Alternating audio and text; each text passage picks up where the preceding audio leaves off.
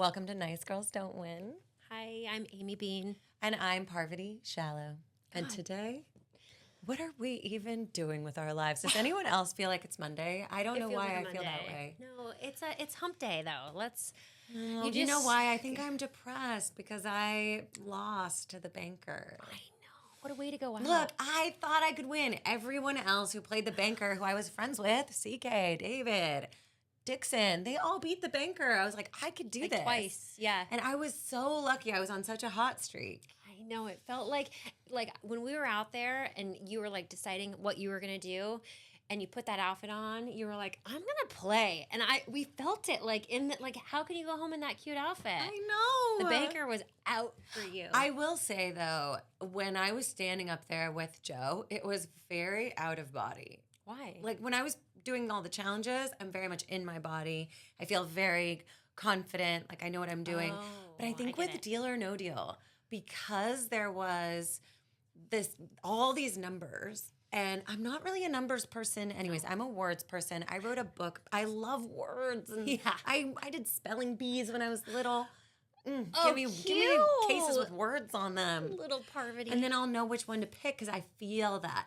But with numbers, I'm like... It's intimidating. Geek. I'm the same. My mom is an electrical engineer. My dad was a high school algebra, math, geometry teacher. I look at numbers and I'm like, I short circuit. Falls far from the tree. And Joe's like, which number do you want to pick? And I'm like, 11? I don't know why. And I'm like, everyone else had their own cute little ideas about why they picked numbers. It feels intimidating to play the banker. Yes, and also it's like these people who watch Deal or No Deal. They're like people who love Deal or No Deal. They have these stories connected to their numbers. Like Luke did, the first player who went home on Deal or No Deal. He was like, oh, when I went fishing in Wisconsin, I caught 11 trout. And I was like, wow, cool. That's a good reason to pick 11. No. Dixon by far was the best guy ever playing the banker with all those models and all the the sports references. Every case had a purpose. He was picking the models that he had crushes on. It was really cute, and it worked. I was like, 1, 2, buckle my shoe. I'll take 2. It was so stupid. But also, let's talk about now. Playing these games, this amount of money that's up for grabs for that one person who's going to play the final game, it's no longer yours to do. How hard is that? Do you think about that when you leave? Or is it more like... It's so depressing to lose these games because I throw myself into them with every ounce of myself that I can. Body, mind, heart, soul, spirit. I am not myself from real life when I play these games. I am inside the game, playing whatever character I need to play, doing whatever I need to do to win. So losing is extra hard. Yeah. And then you don't have any time to process it because I went straight to the hotel with Philip. Philip and I are riding in the car because we both were double elimination that night. Yeah. So Philip and I are now best buds, partners in failure, driving in the car back to the hotel. And then I don't know that we're supposed to talk about that. Why? Because that's spoiler alert. Why can't we talk about it? I think they're going to reveal that at the end. Okay, well, Derek, we'll have to cut that out. I'm looking at her like this. Anyway, my brain's not operating. Okay, so that's really nice. Okay, spoiler, I just spoiled it, but... Sorry about that hard edit. But wait, okay, so I want to know of the entire game, because you were there for such a long time.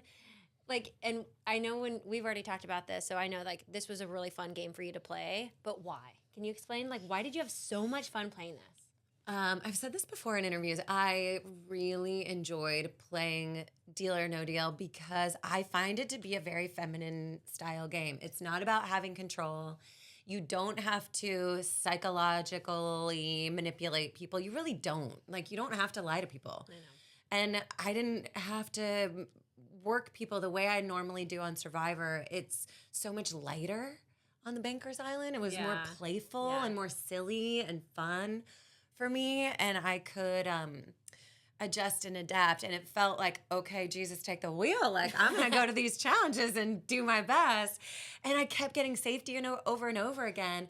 So Wow. every time I went to temple, I felt totally safe. So there wasn't that intense anxiety that you would get at tribal council if you don't have immunity. God, I can't imagine. Yeah, it was really fun. And David was a blast to play with. Yeah, your family. I mean, that's what I'm going to miss is watching the family. Like David, the dad is the last one standing.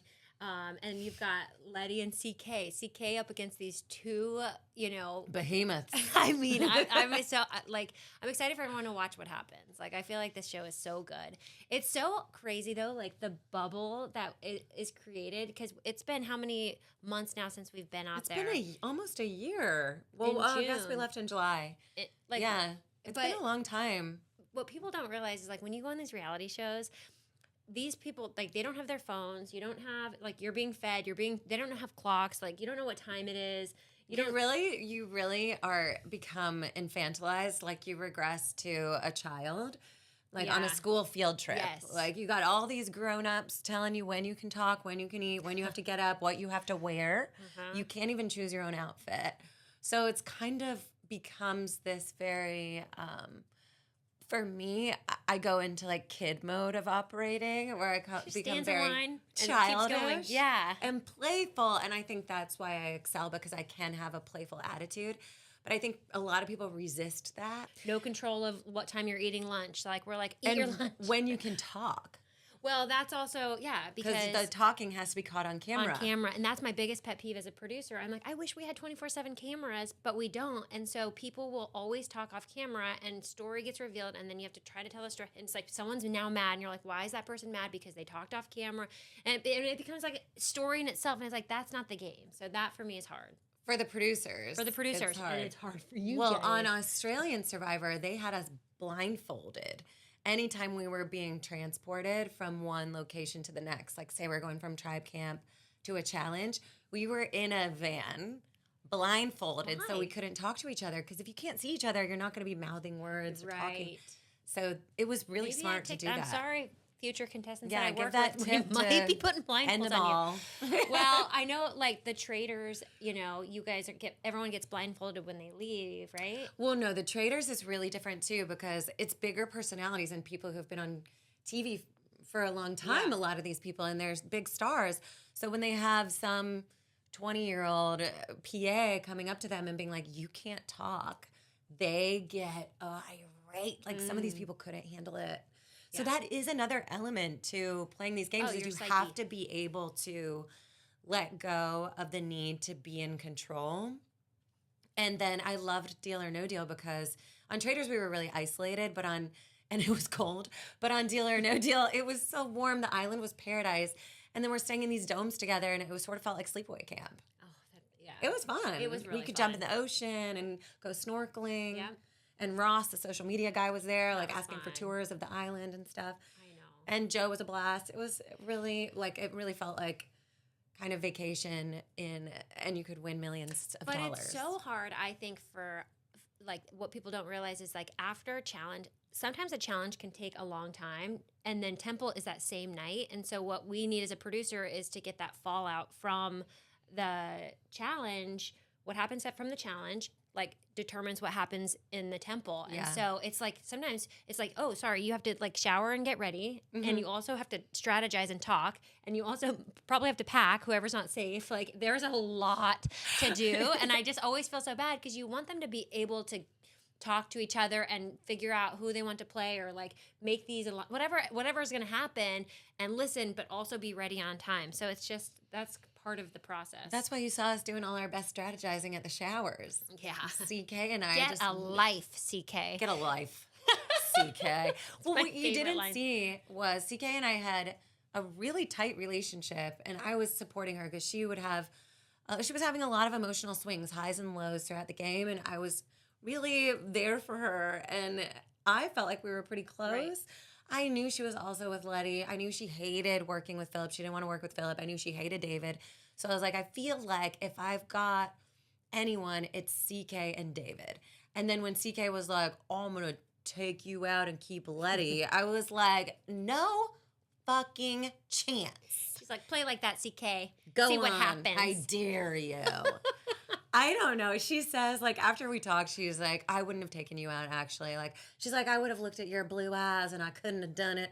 And I was like, I'm still not sure. Like, I needed to play. It's a good move. To play. It would be a good move to take you out. Like, but do you think she would want to go to the end with Letty, too? Like, it's like, she's going to be at the end maybe with Letty. Now she's at the end with Letty and David. Like, these two giant I don't think that's what she wanted. ogres. She keeps saying, like, I wanted to be with tiny people. So maybe she would have kept you. Yeah, I don't know, but either way, I felt compelled by the spirit to play the banker. Yeah, I was gonna say, would you rather have been taken out by somebody else or by the banker? This is an okay way to go. I think everyone feels that way, like except for MG.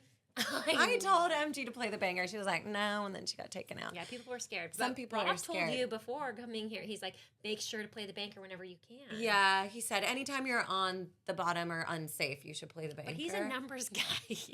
But I mean, I tend to agree, actually. Like, I am a social player. That is my skill set. That's why I was like working so much with CK and trying to establish some loyalty there.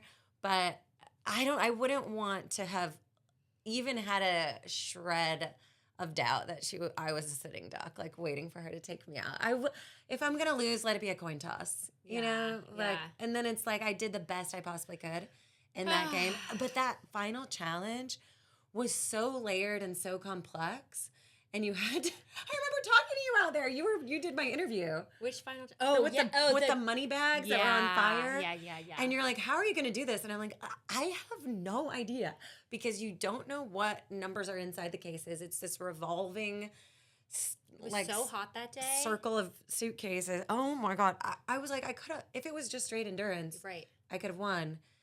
But because you had this extra layer of you want the high case, you don't know which one's the high case, you don't know what the highest case is, you could split it with someone, it's like beep bop boop. I know. Also, you could take the money. Yeah, or you could take the $75K. I wanted Philip to have it though, actually. I was like, let's just give it to Philip. He deserves it. He's had a hard time out here. I know. And so what people didn't see was actually you and Philip did have a makeup, because on the show, I think everyone was seeing you two had this falling out. You apologized to him. He walked away from you. But what really happened in your relationship? Because y'all are good now, right? There's not enough time in the episode to show how the relationships unfold, how they 42 minutes, because you've got commercials. So 42 minutes is not a lot. You have to show the challenge, and then the temple game takes forever. So Philip, that is my least favorite part. I'm like, oh, dealer, no dealer. God, it stresses me out. But yeah, you and Philip are good? No, Philip and I are good. Okay. Yeah. All right, good. Yeah, because you were sweet. like, we drove away in the van together all happy. So we're good. We're fine. Okay. We need to talk about book club because we are reading this book. The Chronology of Water by Lidia Yuknavitch. And we're literally at the same place in the book. We're halfway through. Yeah. I really am loving the way that it's written because it's so visceral. It's written different to any book I've ever read. Her style of writing is really, really grabs you, hooks you in. And it's not linear, which I think is really cool and interesting. It's a little dark for me, I'll be honest. Like, it's intense. It's very intense, and I'm like sad at times, and it's that's hard for me, you know, just because I'm like, oh my God, I think about all these other people that are going through this, and it really pisses me off, to be honest. Like, I have rage in me when I'm reading this kind of thing, because you just feel helpless for some of these people that are in situations that they're born into. So I think she's going to take us through the dark times and out the other side. I think we are going to come out the other side. People love this book, and I heard that who's the girl from Twilight? Oh, Ashley. No, the other one. Oh God, Derek. Say it again. Yeah, Kristen Stewart. Yeah. I heard is making a film adaptation of this book. So oh wow, we could read the book and then we could go see the movie when it's done. I love that. That's good. Okay. So if you're interested in joining book club, we're going to be posting about it on Nice Girls Don't Win. So go there to our Instagram and follow us, and then you can get book club updates. All right. What about White Lotus? Because, I just watched episode 5, which is really There was heating a up. lot going on in this. I was laughing out loud with the conversation with Walton Goggins and Sam Rockwell. Oh, I know. Oh my I was like, what am I watching? This, I was like, but I get it. I'm like, yes, all of these things are true. And Yeah. he's drinking his chamomile tea, and Walton's looking at him with his face like, Where is that going to go? I don't know. Now 'Cause they're Walton's meeting got a up. gun. So there's 2 guns in the show. I know. Walton's got a gun, and he's unhinged and going out for revenge. And who knows if he's going to use it or not. And now the dad has a gun as well because he stole it from the security guard. God, he almost killed himself. And he almost killed himself. What'd And he then do? Parker walks I in. know. Thank God she doesn't have her lorazepams, else she I would have been know. knocked She'd out. be out. You're right. Yeah. I kind of feel like Saxton's the killer. I don't know why. I feel like The brother, yeah, the older brother. the oldest brother. That was crazy. They finally. Oh, yeah, the he boys kissed Well, his brother. Yeah, The boys brothers kissed. There is a lot of layers going on. And Michelle Monaghan, the girls, she's love been them. telling Carrie Coons to hook up with the Russian guy the whole time. And then I know, everyone now goes to she's sleep, sneaking and now she's hooking up with a around. Russian. All the layers. Belinda's hooking up. Like, it is heating I up. love this show so much. I love it because they gonna they pop really do develop like the build up. It's like, oh, I want to feel the heat before these relationships start I know. popping up. I know. I feel like we're like the nosiest people watching the show because we're just watching, like, for the first 3 episodes. I'm like, I feel like I'm on this girls trip with them. Like, I get it, Or like that Yes. family. They've set this family. The family's my favorite to watch, to be honest. Like, they're just so ridiculous. The dad, oh God, he's hard to be around. The mom is so ridiculously funny. The family is really interesting. The girls I find really interesting. Yeah. And also Chelsea, Sarah Amy Lou, and Oh, so Walton, I find really fascinating too because it just seems like she is willing to Mother Teresa martyr herself for this guy. Is she going to ever assert herself, stand up for herself, choose herself? I don't know. I want her to choose herself. I know. But it's also he needs her, and she knows he's a desperate man. So I'm like really curious. What was the dynamic between those two before they got to Thailand? Was it always like this imbalanced? We need Mike White on this show. I think we need Mike we need White. to have a chat with Mike. Yeah. Okay. We have so many questions. Yeah. How do you think it's going to end? Do Well, you have a theory? someone's gonna die. There's gonna be a Yeah. floating body, maybe 2 or 3. You think a couple people I might think die? maybe Belinda might die Oh God, you're right. because You she's think it's gonna she's be been on 2 seasons. Greg or Gary? What's his name? Yeah, Is he I doing think it? he might kill her. That's the obvious. I don't think that's right. I think that's the obvious way out. I don't know. It's very intricate. Like, I love. Who do you think? I think Saxton's the killer, and I don't know. I think he's gonna get all crazy. Like, he has never taken a drug. The day after He's gonna feel really weird because he I smooched his know. brother, and he's Yes. very kind of homophobic. That's right. And so I feel like he's a psycho and a weirdo that could. I think he has it in him. Yeah, I could see him snapping. Yeah. Hmm. And hearing that his dad's company's going under, I don't know. But Chloe, also the model who's dating Greg Gary, oh, she's also said a little, that she wouldn't be surprised if he tried to kill her because she thinks he has it in her. So I think she knows more than she's letting on. She might know that he killed right. our darling, our dearest darling. Rest in peace, Jennifer Coolidge. God, I love you so much. What is she doing now? We really need to find her and get Let's her get on her the on the pod. pod. I know. Her and Mike White, maybe they can come together. Oh, please. Mike can sit on our lap right over here in our green chair. Manifesting. Okay, good. Okay. Okay, well, today we don't have Jennifer Coolidge or Mike White, but Oh, boo.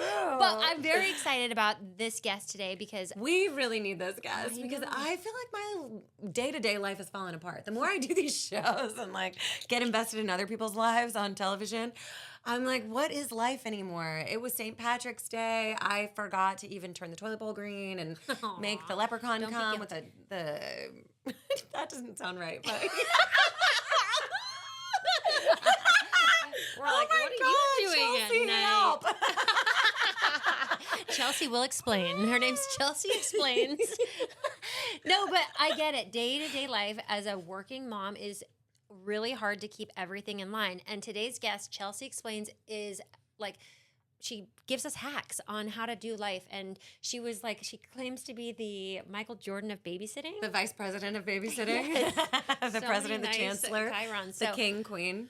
She's really funny too. I love her Instagram videos. I find her hilarious and informative. That is how I want my parenting advice delivered. yes, and she's become an overnight sensation in the last couple months. So I don't know if anybody's following her, but Chelsea Explains, she I think I'm going to ask her today to teach us how, because there's a lot of people at home that are like, I have ideas, I want to be a creator, whatever. And she motivated us. By the way, you don't even know this, but she was like, if you have an idea, just do it. What's holding you back? If you think you're going to be good at it. So when you were like, let's do a podcast, I'm like, let's do it. You know? Oh my God, because you just was Chelsea. I watched her video. So she is the fire behind Nice Girls Don't Win the podcast. Yeah. Thank you, Chelsea. Okay, I'm excited to talk to her. Okay, let's bring her on. All right. Okay. Come on, girl. Hi. Chelsea, I'm so excited you're here. You have so many hacks, not just with kids, but in life. And there were a couple of posts that need to ask you about because I send them to Parvati and I'm like, listen, like, anyways, welcome to Nice Girls Don't Win. Yeah, thank you so much for having me. I can't believe you're here. So Amy loves you so much. She's been sending me your Instagram reels, which are very informative, by the way. And there's one that you did on reality television and why it's so helpful for women. Can you just start us off with that one? Yeah, of course. Thanks again for having me. that. This is so exciting. Can you guys hear me? Yeah. Okay, great. Thanks for asking. Yeah, I had never made a video about reality TV before, but I think about it a lot and my friends and I talk about it a lot. And I think for me, one of the things that I love about reality TV is kind of getting to see women kind of be bad, but have fans and be forgiven and be redeemed and work through problems with friends and to watch those things unfold over different seasons and to watch people grow and evolve and to learn that actually if they had been perfect the whole time, we would like them less. Like we like to see people grow and learn. And you really just don't see that a ton in media for women targeted towards women. So that was kind of one of the main theses I had about reality TV and why I actually think maybe it's sometimes, of course, it's hyperbolic. Survivor's hyperbolic, Real Housewives is hyperbolic. That's not what real life is, but it kind of is, almost like this lesson that we can take from it and apply to real life in a smaller way. So I just felt like that needed to be out there because I never had seen anyone say that specifically. No, I think it's super helpful too. I mean, it's right in line with Nice Girls Don't Win, the name of our podcast and my book. It's so accurate because what we see in media of women is their perfection, like the perfected ending Yeah. of all the work exactly. that's done behind the scenes. And then you see the red carpet look, or you see, them on the big screen in the movie, but you don't see the messy part. And what I took from it was like, it's true because we've grown up as little girls and the drama that we have with like growing up, I remember like having a falling out and it was like, I wanted to die. I was like, this is not okay. I just was so sad about it. But what you said is like, you can see people move on and get through it and then love each other again. And that's something that we're going to have to teach our daughters and because girls can be catty and they can be mean and like we just pray that our kid is not that person, right? Yeah. So tell us really quick about your title of Michael Jordan of babysitting. How did you get this? Self-appointed. I had I had maybe 40 followers on TikTok and I just made a video saying I'm the Michael Jordan of babysitting, which I do believe. And I made a video about how I can get kids to bed really fast. And part of that is something that I call the PJ fashion show, which is if kids don't want to get in their PJs, you say, well, we're going to have a PJ fashion show and don't show up to the PJ fashion show if your teeth aren't brushed. And all of a sudden kids are very motivated to get their teeth brushed and show up at the PJ fashion show. And then I kind of said, I know what you're thinking. What happens after the PJ fashion show, but I have tricks for that too. And that was it. And then the moms were like, what comes after the PJ fashion show? We're desperate. Tell us more. Popcorn? Well, no, they have to go to bed. It's funny because I feel like there are there are so many parallels between. So I don't have kids. I'm just the babysitter, the nanny, and I haven't babysat or nanny professionally in a very long time, but I do love kids. And I do feel like there's parallels between reality TV and even babysitting where I'm like, I'm gonna change your reality. I'm editing what's going on in real life. Like, you're not putting on your PJs. It's a fashion show. There's like, some psychological games going on there too. But yeah, You it really have to play resonated. have to. them. Okay, so how long have you babysat for? Because we both have 6-year-old daughters, and so I don't know if we're new to it anymore because we're going through it. We're in But it. you really do need those kind of tricks. Like Yeah. so I heard this parenting thing from Dr. Becky, who I follow on Instagram. And she says there's two ways to get people to do what you want. One is through control or fear, Mhm. and the other one is through connection. So if you have a good connection with a kid or they feel connected to you, they're more willing to do what you want them to do. So I'm always trying to do these fun, playful things with my daughter to build that connection, to get her to just want to do the Yeah. thing. So I don't have to Yeah. force her because it's exhausting. Yeah. So Yeah. it sounds like you have like a whole never ending supply of creative tricks for connection. The spray. I think We need yeah. There's that. like the spray in the room. It works, by the way. Like, can you Did you tell use it? Parvati? Yeah, tell Parvati about What this is one. this? Yeah. So I have this I always had this giant bag and I babysat and nannied. So some of these things were like I'd do more for my nanny kids. I would bring a lot of supplies with me, but I also would just use what was ever in my bag and try to think of like how can I use this to deal with this situation. And I had like some room spray and I told the kids it's a magic meltdown spray and if they're melting down I'll be like, okay, I'm going to spray it, you're going to feel better, but you have to like breathe really deeply to like smell the spray. That And I is was like, so smart. Blake loved it. She was like, wait, and then she grabs the bottle and she's like, what's in the bottle, mom? Like, she really wanted to know because she was like, I feel better. And it was like, She breathed. it was a yeah. magic trick. Just because she breathed.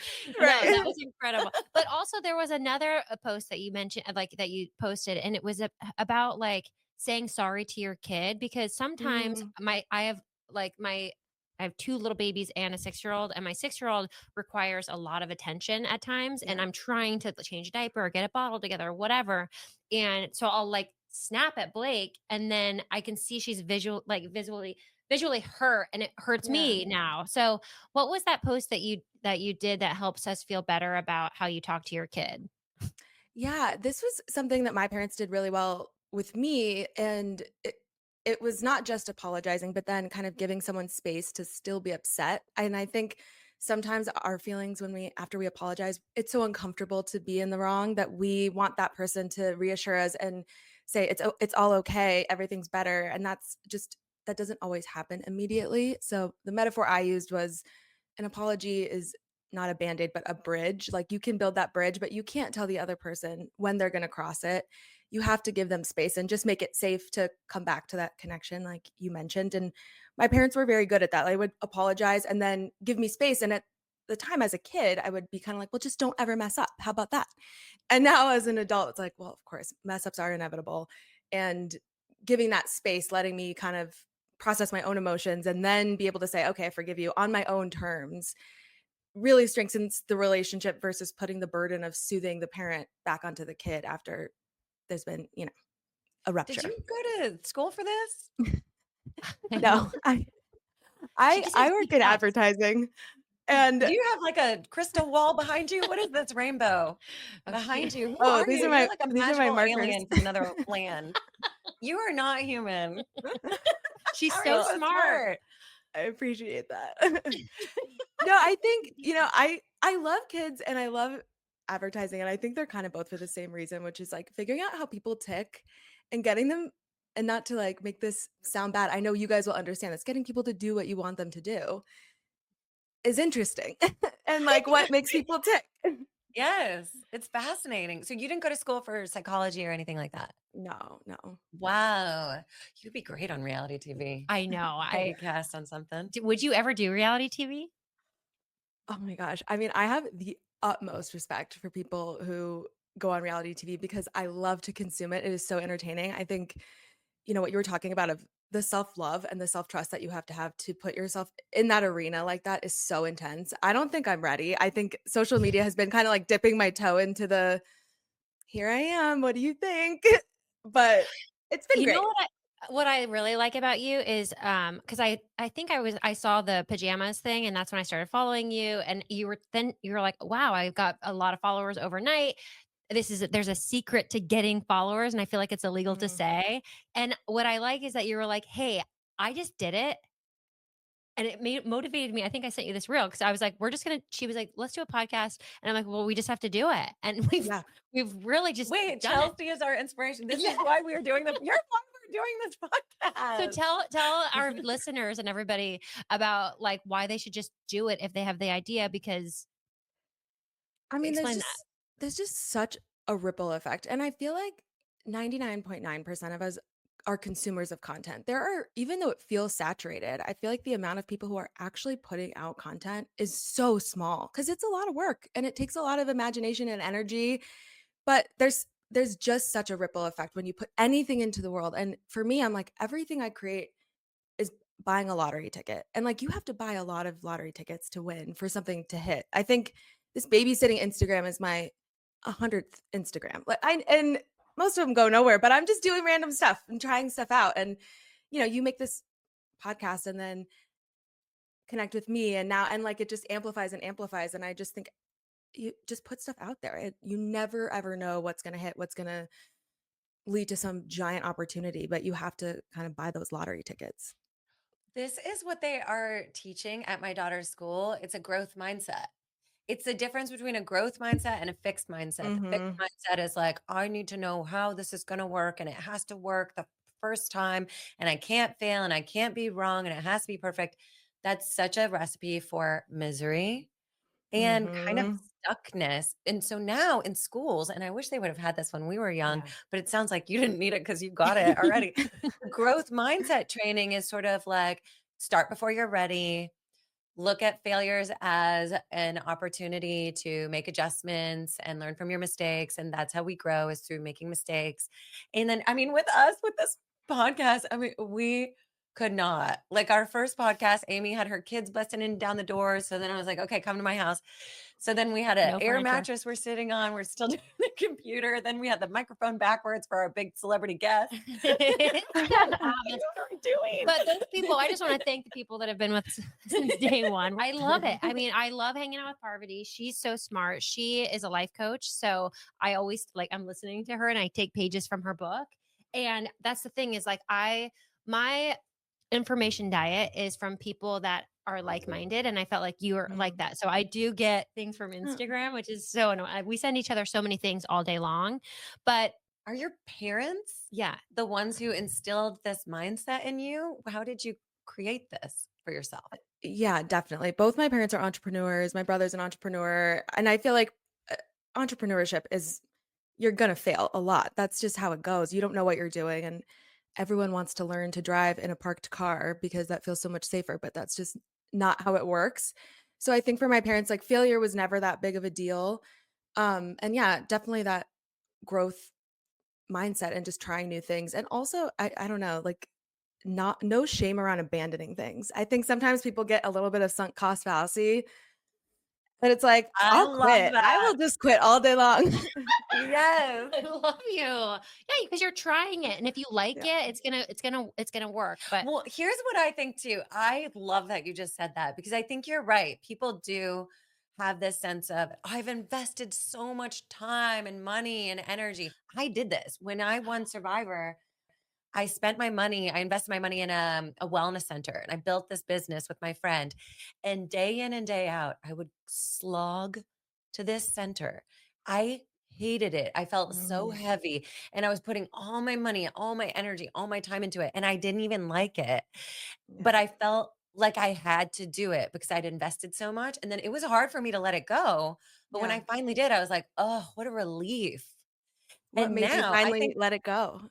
I finally let it go because I hosted a show called Around the World for Free, where I traveled around the world with no money for 100 days. So I was gone. I took a 100-day break away from the wellness center and I broke my wrist on that show.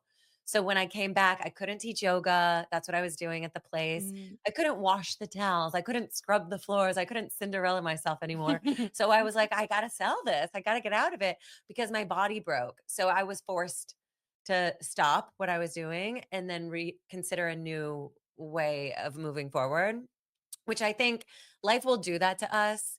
If we don't have the ability to leave something or abandon something ourselves, life will stop us somehow. We'll be I stopped if completely it's not right agree. for I us. agree. But I've learned so much now from that experience that's like, okay, the only way I'm going to keep doing a project or something that I'm working on is if it feels light and fun and I like it. joyful and I'm connected. Even if it's hard, like this podcast has been really hard for us, but it's still every time I sit here and I talk to our guests and Amy, I'm having so much fun. So I'm like, yeah, I'm going to keep doing it.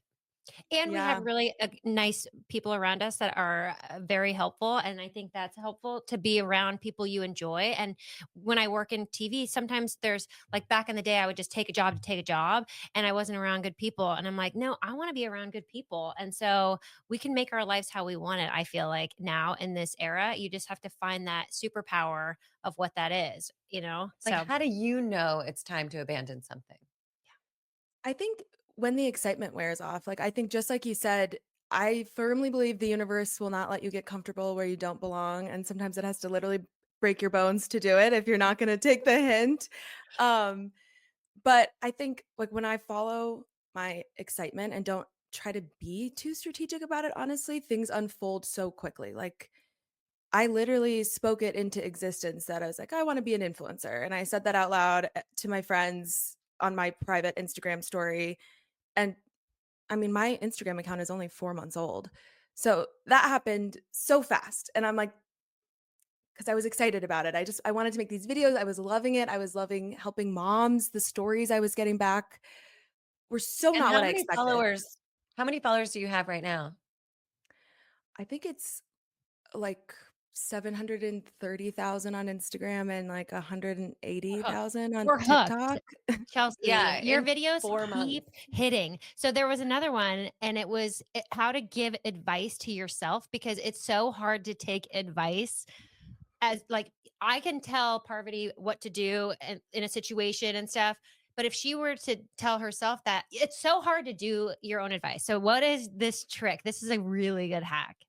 This is it sounds kind of so dumb and simple, but I feel like that's how the best hacks are. They should just be so easy and simple that you're like, that won't work. And then it does, which is to basically either record yourself or write down the thing you need advice on, the whole situation, but name all of the characters in the story something different. Like you're just telling the story of two people or three people or whatever that aren't you. So your name in the story cannot be your own name. And then you give that character advice. And then your brain will be like, well, okay, but there's this extenuating circumstance. It's like for me personally. And then you say, well, just add that to the character. Then anything that's true for you is true for the character. And it kind of helps you see around these blind spots where sometimes we know what to do. We just don't want to do it. Like leaving behind a business that we invested all our money in. It's like, I would tell my friend, if this is ruining your life, you should leave it behind. No amount of money is worth being miserable every single day. But when it's ourselves, we're like, yeah, but I have to. And so Mhm. taking your own name out of it, all of a sudden you're like, okay, damn, I So, actually you didn't know watch the what to video do. back and you're like, wait, that's, Give that person advice. yeah, give that person advice. I don't know. I think And that's then you smart. have to take it. You have to take that Yeah, advice that's the and hard part. implement it. Sometimes it's not just hard. I think sometimes also we can see better solutions for someone else. Like if my friend is in a difficult situation and she's just like, I'm drowning in all these tasks, I'd be like, just outsource some of those tasks. That's okay. Hire a cleaner or, make it easier for yourself. And it's so easy for me to tell my friend to do that. But for myself, sometimes even the easy, nice thing to do for yourself is hard to see because you're just so in it. So it's not You know always a what? bad thing. Okay, you know what helps me with that is when other people are good at stuff.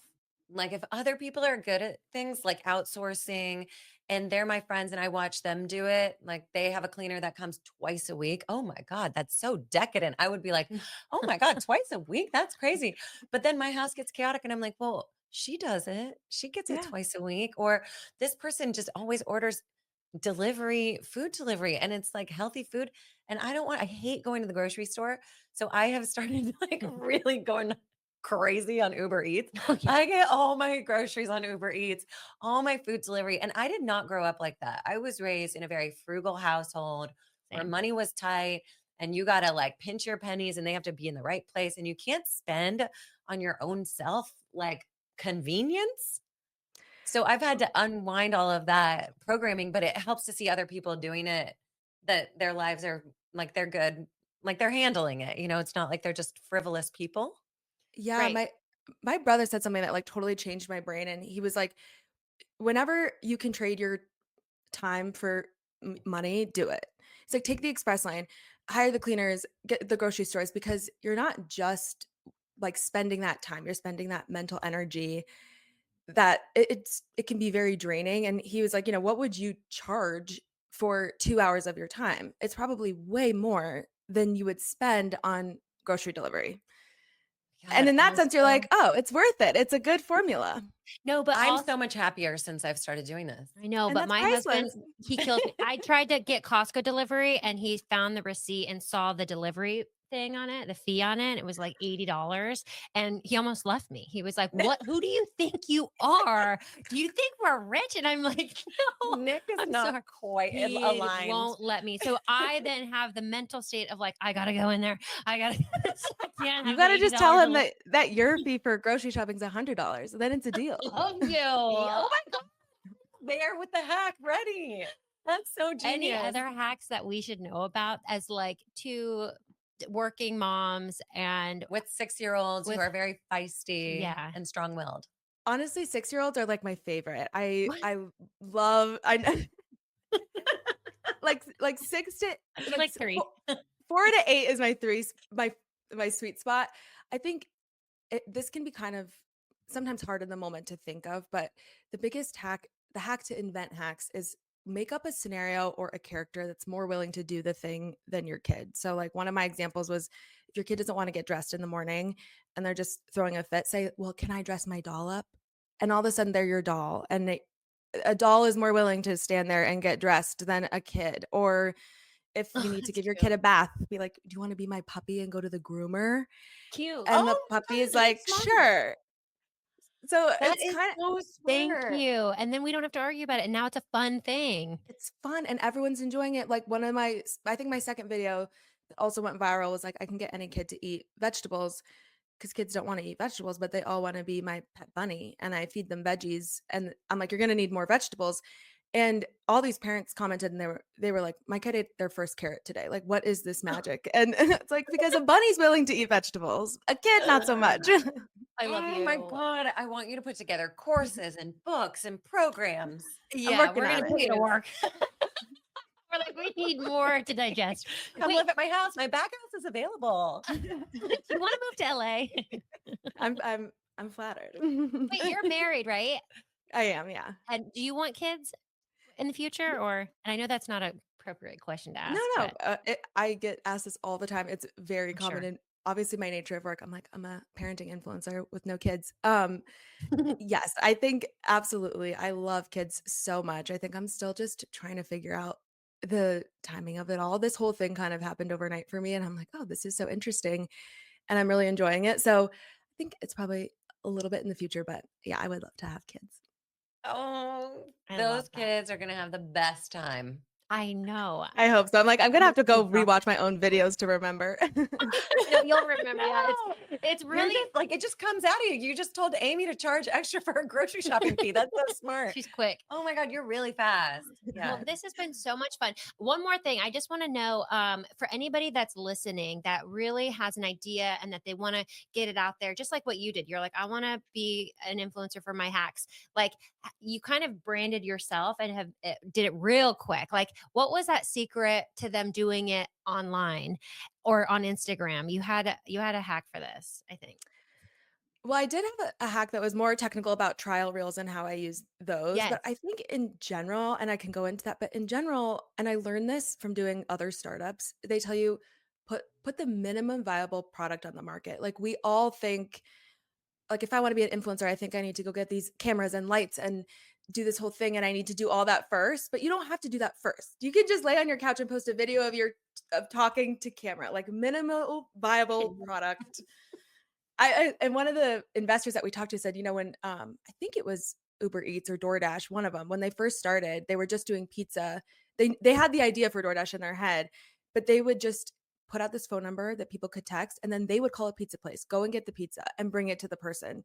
And that's all it was. But they weren't worried about how to get all the drivers and how to make it profitable. And they just started as small as possible. So I would say if you have a big idea, start tiny. Don't try to get everything in place because you'll learn as you go. And then for the trial reels thing, this is more of a like technical hack, but Instagram has a feature that some people have access to called trial reels, where your reels go out to everyone except your followers. Like they will not show these reels to your followers, and they market it as a way to test out concepts before you post them to your followers. But I used it differently, knowing that only people who didn't follow me would see it. I made kind of videos that acted as an ad for my channel. I was like, "Are you a tired parent who needs hacks? Come to my page." And I knew I could say that because my followers weren't going to see it, so it made sense to tell people to come follow me. And I have some more examples of stuff like that on my page, but I've had a lot of people say it worked really well for them, and I've gotten like hundreds of thousands of followers from doing that. You are so I know. creative. You're a creative You're a genius. inspiration. I Thank you feel so much. I feel very inspired just after talking to you for 15 minutes. And I can't wait to go parent. Oh my Thank you. God. Thank you guys so much. This was so fun. We know that our listeners are going to want to come find you and look at all your Instagram reels because they're super helpful Yeah. and like very short and like applicable to life. So tell us where to find you. So you can find me on Instagram at Chelsea_explains. And then on TikTok, I'm at Chelsea Explains It All. Okay, and we'll see you speaking to packed houses of parents and putting your programs together, digital programs, online universities. We'll see all of us in the future. It's all in the works. So I'm Okay, starting small. Okay. Oh my Yeah. God, we love Chelsea. you. Thank you so We much. Thank you appreciate guys you. so much. All right, see you. Bye. Okay, bye. Oh man, she's amazing. She's really I great. really hope she does move into my back house.